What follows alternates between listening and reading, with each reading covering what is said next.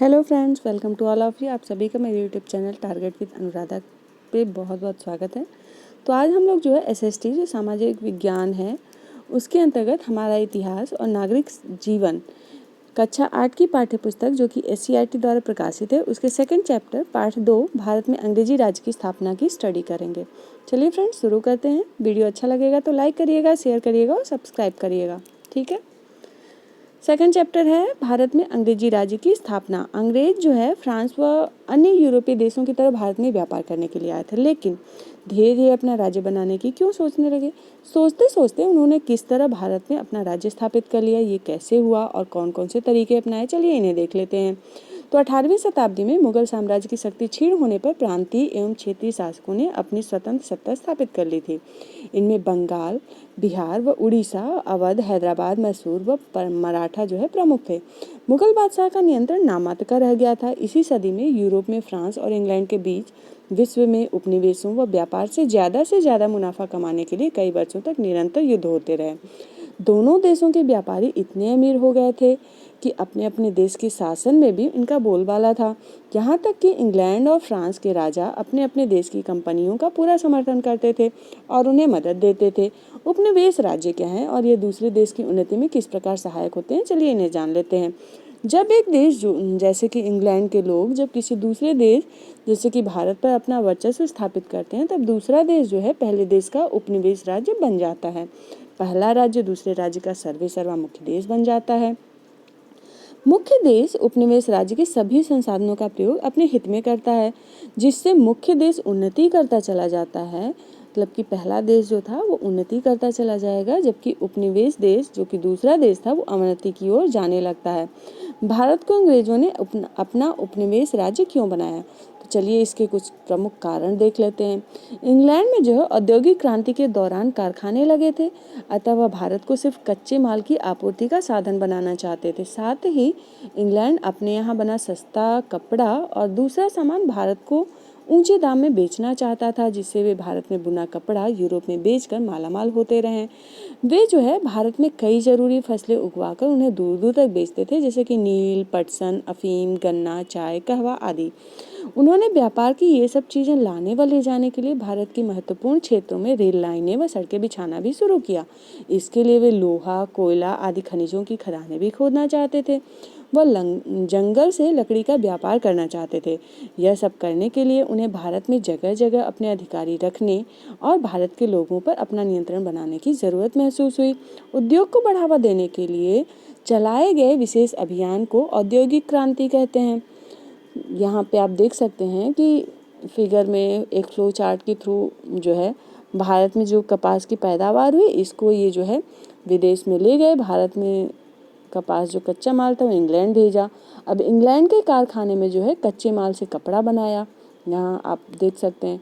फिर उसके बाद इस कपड़े को अंग्रेज एजेंट जो है भारतीयों को महंगे दाम में बेचते थे। इसके विपरीत जो है भारतीय जो बुनकर थे वो विदेशी कारखाने का मुकाबला नहीं कर पाए, क्योंकि कपड़ा जो था उनका बहुत धीरे बनता था, जबकि कारखानों में बहुत ही जल्दी बन जाता था। उसकी लागत भी कम आती थी, जबकि भारतीयों को हाथ से कपड़ा बनाने में काफ़ी वक्त लगता था और उनके कपड़े भी कम दाम में बिकते थे, और इससे जो है भारतीयों बुनकरों की हालत खराब होती चली गई। ईस्ट इंडिया कंपनी नील और कॉफ़ी, चाय के बागान भारत में लगाती थी और इन फसलों को जो है सस्ते दामों में खरीद कर अपने जहाज़ों से इंग्लैंड के कारखानों में भेजती थी। अंग्रेज इंग्लैंड के कारखानों से तैयार माल जैसे कि कपास से कपड़ा, चाय पत्ती, कपड़ा रंगने के लिए तैयार नील आदि जहाज़ों के माध्यम से भारत और यूरोप में अधिक दाम में बेचते थे। उन्होंने व्यापार की यह सब चीज़ें लाने व ले जाने के लिए रेलवे लाइनें, सड़कें, दूरसंचार आदि की व्यवस्था की। इससे व्यापार में तेजी आई और उनका दिन प्रतिदिन मुनाफा बढ़ता चला गया। यह सब करने के लिए उन्होंने भारत में अपने अधिकारी रखे और भारत पर अपना वर्चस्व कायम किया। यहाँ पे आप देख सकते हैं कि लॉर्ड क्लाइव जो है बंगाल के नवाब मीर जाफर से मिलते हुए एक चित्र दिया हुआ है। ठीक है। भारत में भी ईस्ट इंडिया कंपनी और फ्रेंच ईस्ट इंडिया कंपनी का व्यापार पर कब्जे करने के लिए एक दूसरे से जो है काफ़ी लंबे समय तक आपस में ये दोनों लड़ती रहीं। एक कंपनी इस कोशिश में रहती थी कि दूसरे को भारत से खदेड़ कर निकाल दे। इसके लिए दोनों ही कंपनियां अपने अपने देश इंग्लैंड व फ्रांस से सैनिक बुलवाने लगी। ब्रिटिश ईस्ट इंडिया कंपनी की ताकत बढ़ाने में लॉर्ड क्लाइव का विशेष योगदान था। दूसरी ओर डुप्ले ने फ्रांसीसी कंपनी का नेतृत्व किया। भारत के राजा और विदेशी कंपनियों की सेना भारत के राजा और नवाब अपना अपना राज्य बढ़ाने में और एक दूसरे पर हमला करने में लगे रहते थे। इनमें उत्तराधिकार संबंधी युद्ध भी होते थे और वे इन विदेशी कंपनियों की सहायता लेने में भी नहीं हिचकिचाते थे। दोनों कंपनियां इन झगड़ों में अपनी टांग अड़ाने लगी। अगर कंपनी किसी राजा या नवाब का साथ देने को तैयार हो जाती और अपनी सेना उनके लिए लड़ने के लिए भेज देती थी तो उस राजा या नवाब की ताकत बहुत बढ़ जाती थी। यूरोपीय सेनाओं का बड़ा दबदबा था। यहाँ पे आप देख सकते हैं विदेशी कंपनियां और भारतीय राजा। यूरोपीय सेना के पास बेहतर नौसेना, तोपें और बंदूक थी। यूरोपीय सैनिक नियमित अभ्यास के साथ अनुशासित भी थे।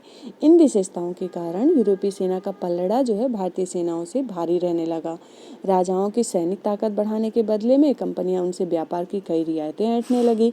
राजा कंपनी की सैनिक सहायता के बदले में उसे बहुत धन भेंट में देते थे और यह धन कंपनी के व्यापार के काम आता था। कई बार कंपनी राजा से उसके राज्य का एक बड़ा इलाका भेंट में ले लेती थी। उस इलाके के गांव शहरों से कंपनी लगान वसूल करती थी और लगान से मिले धन से व्यापार करती थी। इस तरह मिले धन से कंपनी अपनी सेना का खर्चा भी चलाने लगी। यहाँ पे आप देख सकते हैं ड्रिल करते हुए सैनिक हैं, ये घुड़सवारी कर रहा है, ये तोप वगैरह प्रैक्टिस कर रहे हैं सब। भारत में ज़मीन लेकर इन कंपनियों ने अपनी अपनी कोठियों की किलेबंदी भी की और भारत में एक दूसरे से कई युद्ध भी लड़े। इनके द्वारा दक्षिण भारत के कर्नाटक के क्षेत्र में 1746 से 1763 तक जो है 3 युद्ध लड़े गए, जिसे कि कर्नाटक के युद्ध से के नाम से जाना जाता है। कब से कब तक लड़े गए? 1746 से 1763 तक 3 युद्ध लड़े गए, जिसे कर्नाटक युद्ध कहा गया। अंत में जो है फ्रांसीसी अंग्रेजों से परास्त हो गए और सिर्फ व्यापारिक कार्यों तक ही सीमित रहे। यहाँ पे सेंट जॉर्ज फोर्स, मद्रास राजा और नवाबों को अंग्रेजों से खतरा। कंपनी को भेंट देने और उनकी सेना का खर्चा उठाने में भारतीय राजाओं पर बहुत बोझ पड़ने लगा। राजा व नवाब व्यापार के खिलाफ नहीं थे, परंतु वे अपने राज्य में किसी और की सैनिक ताकत बढ़ने नहीं देना चाहते थे। उन्होंने कंपनी की सैनिक ताकत पर रोक लगाने की कोशिश की। अस्त्र शस्त्र, सैनिक बल व किलेबंदी के सहारे होने वाला व्यापार कोई साधारण व्यापार नहीं रहा। भारत के राजाओं और नवाबों को ये बात बहुत खतरनाक लगी। उनके राज्य में किसी दूसरे देश के लोग सेनाएं रखें, युद्ध लड़ें, किले बनाएं और अपनी सैनिक शक्ति की धाक जमाएं। वे कंपनी की दूसरी बातों से भी परेशान रहते थे। ब्रिटिश ईस्ट इंडिया कंपनी का भारत के राजाओं के राज्य से फायदा उठाना। कंपनी के कर्मचारी अपना निजी व्यापार भी कर रहे थे। वे अपने माल को कंपनी का माल बता देते थे और कर नहीं चुकाते थे। इस तरह कंपनी तो धनवान हो ही रही थी, उनके कर्मचारी व अफसर भी निजी रूप से मालामाल होकर भारत से लौटते थे। कई भारतीय व्यापारी व सेठ थे जो कंपनी के व्यापार में मदद करते थे।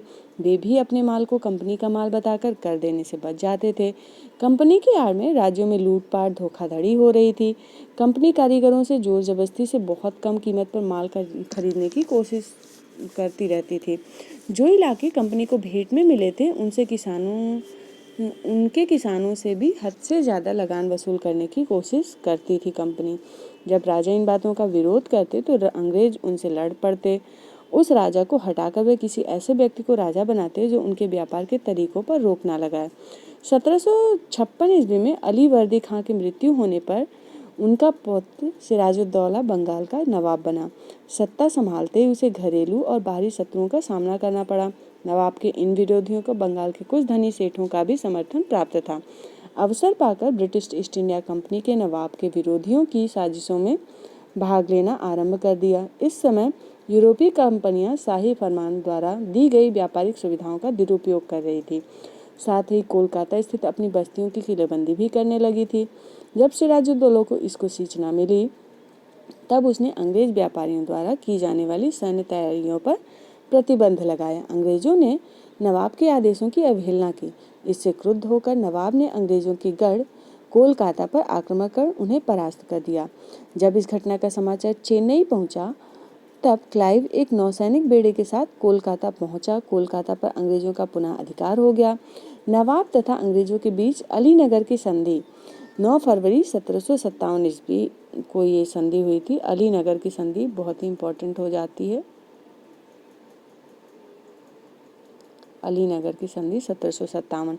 इस संधि के अनुसार कंपनी को जो है बंगाल, बिहार, उड़ीसा में बिना चुंगी के व्यापार करने का अधिकार प्राप्त हो गया। किंतु क्लाइव इतने से ही संतुष्ट नहीं था। वह तो बंगाल में अंग्रेजी साम्राज्य स्थापित करना चाहता था। अतः क्लाइव ने नवाब के विरोधियों से सांठगांठ शुरू कर दी। नवाब का सेनापति मीर जाफर स्वयं बंगाल का नवाब बनना चाहता था। वह विश्वासघात करके अंग्रेजों से जा मिला।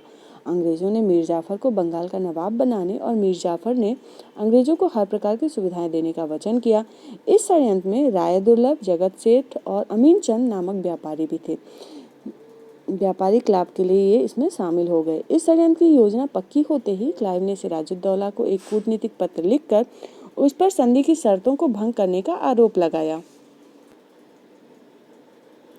इस संधि के उल्लंघन हेतु उसे दंडित करने के लिए एक बड़ी सेना लेकर बंगाल की राजधानी मुर्शिदाबाद की ओर चल पड़ा। प्लासी का युद्ध 1757। जब नवाब को इसकी सूचना मिली तब उसने प्रतिरोध करने हेतु अपनी सेना के साथ क्लाइव के विरुद्ध कूच कर दिया। 1757 ईस्वी में प्लासी के मैदान में सिराजुद्दौला और क्लाइव की सेनाएं आमने सामने हुई। नवाब ने अपने सेनापति मीर जाफर को अंग्रेजों पर आक्रमण की पहल करने को कहा, किंतु मीर जाफर निष्क्रिय खड़ा रहा। सिराजुद्दौला को उसके विश्वासघात का आभास हो गया और वह षड्यंत्र से बचने के लिए लड़ाई के मैदान को छोड़कर भाग गया। नवाब के भाग जाने से उसकी सेना में भगदड़ मच गई। अंततः नवाब को बंदी बना लिया गया और मीर जाफर के पुत्र ने उसकी हत्या कर दी। मीर जाफर को अंग्रेजों ने धोखा देने के पुरस्कार में बंगाल का नवाब बना दिया और मीर जाफर ने अंग्रेजों को बहुत सा धन व जागीर दी। मीर जाफर महत्वाकांक्षी तो था, किंतु वह स्वतंत्रता पूर्वक शासन नहीं कर सका। उसने अनुभव किया कि अंग्रेज उसे मात्र एक कठपुतली की तरह नामधारी शासक के रूप में रखना चाहते थे। अंग्रेजों ने उसे अपनी सुनिश्चित आय का साधन बना लिया और उससे धन वसूलने लगे। कंपनी के एजेंटों और दलालों ने भ्रष्टाचार से आर्थिक लूट की कार्यवाही शुरू कर दी थी। फलतः नवाब का खजाना खाली हो गया और वह आर्थिक संकट में पड़ गया। अंततः वह अंग्रेजों की बढ़ती मांग पूरा करने में असमर्थ हो गया। उनके आर्थिक शोषण व उत्पीड़न के फलस्वरूप किसानों तथा दस्तकारों में असंतोष व्याप्त हो गया। इस राजनीतिक और आर्थिक अव्यवस्था से उबकर वह अंग्रेजों से छुटकारा पाने के उपाय सोचने लगा। इसी बीच 1760 ईस्वी में अंग्रेजों ने उसे गद्दी से उतार कर उसके दामाद मीर कासिम को बंगाल का नवाब बना दिया। अंग्रेजी सेना का खर्च चलाने हेतु उसको कुछ जिले जो है अंग्रेजों को देने पड़े। मीर कासिम एक योग्य शासक था। वह बंगाल की दशा को सुधारना चाहता था। उसने विद्रोही अमीरों का दमन किया और अपनी सेना में आवश्यक सुधार किए। सैन्य क्षमता बढ़ाने के लिए उसने सैनिक प्रशिक्षण हेतु यूरोपीय अधिकारी नियुक्त किए। उसने समरू नामक एक जर्मन को अपना सेनापति नियुक्त किया। समरू कौन था? एक जर्मन सेनापति था। उसे अपना सेनापति नियुक्त किया। उसने अंग्रेजों के व्यापार पर भी प्रतिबंध लगाने का साहस किया। अंततः अंग्रेजों ने अप्रसन्न होकर उसे हटा देने का निश्चय किया। मीर कासिम अंग्रेजों की नीति से परिचित था। वह उनसे सावधान रहता था। अतः उसने अपनी राजधानी भी मुर्शिदाबाद से मुंगेर, जो कि आधुनिक बिहार में है, वहाँ पे स्थानांतरित कर दी और उसकी किलेबंदी आरंभ कर दी। उधर अंग्रेजों ने प्रतिशोधात्मक कार्यवाही करते हुए अपने सैन्य बल के द्वारा मीर कासिम के विरुद्ध कदम उठाया और उसे गद्दी से हटाकर मीर जाफर को पुनः बंगाल का नवाब बनाने का निश्चय किया। मीर कासिम इस अपमानजनक व्यवहार से आग बबूला हो गया। उसने अपनी सेना संगठित कर अंग्रेजों से लड़ाइयाँ लड़ी, किंतु वह पराजित हुआ। वह भागकर अवध की शरण लेने के लिए विवश हुआ। अवध के नवाब शुजाउद्दौला तथा मुगल बादशाह शाह आलम के साथ उसने अंग्रेजों के विरुद्ध एक गठबंधन कर दिया, जिससे कि बक्सर का युद्ध हुआ। बक्सर का युद्ध 1764 ईस्वी। उपरोक्त तीनों ही संयुक्त सेनाओं का अंग्रेजों की सेना के साथ 1764 ईस्वी में बक्सर के मैदान में भीषण संग्राम हुआ, परंतु सफलता जो है अंग्रेजों को ही मिली। मीर कासिम युद्ध भूमि में भागने को विवश हुआ। अंग्रेजों ने एक बार फिर मीर जाफर को बंगाल का नवाब बना दिया। प्लासी के युद्ध और अंग्रेजों ने जीत लिया। बक्सर के युद्ध का भारतीय इतिहास में बहुत महत्व है। अंग्रेजों की इस विजय इस विजय से न केवल मीर कासिम की शक्ति छिन्न भिन्न हो गई, बल्कि अवध भी अंग्रेजों के सैन्य व राजनीतिक प्रभुत्व में आ गया। जहां प्लासी की जीत में अंग्रेजों की आर्थिक स्थिति मजबूत की, वहीं बक्सर की जीत ने अंग्रेजों के पैर भारत में और मजबूत कर दिए। फिर बात आती है इलाहाबाद की संधि, जो कि 1765 में हुई। बक्सर के युद्ध की समाप्ति पर अंग्रेजों एवं मुगल बादशाह शाह आलम द्वितीय के मध्य में इलाहाबाद की संधि हुई। बक्सर के युद्ध जब समाप्त हुआ तो उसके बाद अंग्रेजों और मुगल बादशाह शाह आलम द्वितीय के मध्य में इलाहाबाद की संधि हुई, जो कि 1765 ईस्वी में हुई। इस संधि की शर्तें निम्नलिखित थी। पहला, मुगल बादशाह शाह आलम द्वितीय ने शाही फरमान द्वारा अंग्रेज कंपनी ईस्ट इंडिया कंपनी को बंगाल, बिहार, उड़ीसा की दीवानी प्रदान कर दी। वे इन प्रांतों से भू राजस्व वसूली के अधिकारी हो गए। मुगल बादशाह को 26 लाख रुपए की वार्षिक पेंशन अंग्रेजों ने देना स्वीकार किया। कंपनी ने कड़ा और इलाहाबाद के जिले अवध के नवाब से लेकर मुगल बादशाह को दे दिए। अवध का शेष भाग, जो कि इलाहाबाद और कड़ा को छोड़कर अवध के नवाब शुजाउद्दौला को वापस कर दिया गया। नवाब ने कंपनी को 50 लाख रुपए युद्ध हार जाने के रूप में दिए। मराठों के आक्रमण की स्थिति में बंगाल नवाब और क्लाइव को पारस्परिक सहयोग करना होगा। और 7 जो था, इसी प्रकार मीर जाफर पुनः बंगाल के नवाब बन गए। उसके बाद उसके पुत्र की भी पेंशन वैध हो गई। वे नाम मात्र के शासक रह गए। बंगाल में मीर जाफर फिर से नवाब बनाया गया। इसके बाद उसका पुत्र नाम मात्र का नवाब बना और उसकी भी पेंशन बांध दी गई। भारत पर प्रभुत्व जमाने के लिए अंग्रेजों ने भारतीय सामाजिक, आर्थिक एवं राजनीतिक ढांचे पर अपना वर्चस्व स्थापित किया और भारत को अपना औपनिवेशिक राज्य बना लिया। अंग्रेजों के व्यापार के लिए भारत की क्या क्या चीजें महत्वपूर्ण थी। पहला तो था चुंगी कर में छूट और सामानों को एक स्थान से दूसरे स्थानों तक ले जाने की छूट, जिससे उनका सामान दूसरों से सस्ता हो। व्यापार में मनमानी करने, भारतीयों को अपना सामान सस्ता बेचने, कंपनी का माल महंगा खरीदने, प्रतिद्वंदी यूरोपीय व्यापारियों को बाहर रखने और कंपनी का व्यापार भारतीय राजाओं की नीतियों से स्वतंत्र रहकर जारी रखने के लिए मजबूर करना आदि। बंदरगाहों के पास किलेबंदी करने, पट्टे पर प्राप्त स्थान का प्रशासन चलाने और अपने साथ लाए हुए सोने चांदी से भारतीय सिक्के ढालने की अनुमति क्षेत्रीय शासक से प्राप्त करना। इसके बदले क्षेत्रीय राज्य को बंदरगाह से प्राप्त चुंगी का आधा हिस्सा राजा को देना। ब्रिटिश कंपनी भारत में राजनीतिक सत्ता स्थापित करने के लिए भारतीय राजाओं के साथ इन्हीं हथकंडों का इस्तेमाल कर बड़ी चतुराई के साथ अपना राज्य बढ़ाती रही। इसी तरह एक ऐसा वक्त आया जब अंग्रेज भारत के राजाओं व नवाबों को हटाकर खुद शासन चलाने लगे।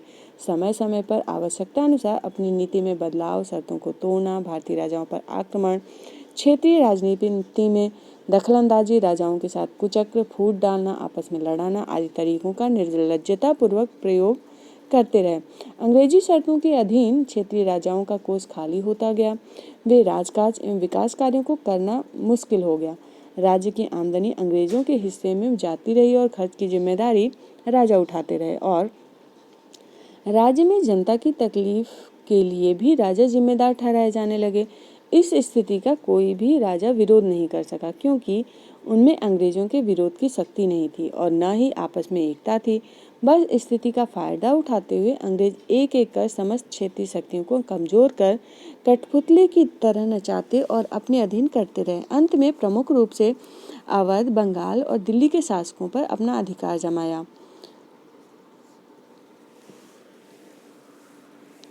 तो फ्रेंड्स, बस आज के लिए इतना ही। कैसा लगा वीडियो? अच्छा लगा तो लाइक करिएगा, शेयर करिएगा और सब्सक्राइब करिएगा। Thanks for watching. Bye bye.